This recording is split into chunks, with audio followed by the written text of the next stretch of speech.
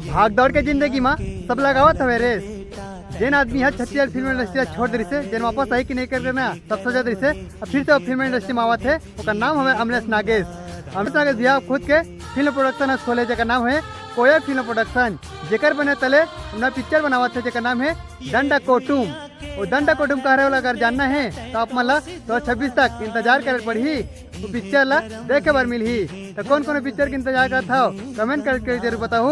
अमलेश नागेश भैया कैसे आदमी हरा जेन जमीन इस तरह दिखाते छत्तीसगढ़ बोली भाषा संस्कृति ला हमेशा अपन वीडियो में झलकाते, अपन वीडियो के माध्यम से लोगन ला हंसाते, तबे तो सब छत्तीसगढ़ के दिल में राज करते।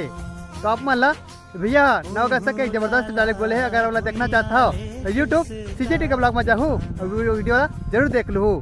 ये भुइया के लालन बेटा तै तो सिधवा लाल रे, इहे करम है इहे धर्म है।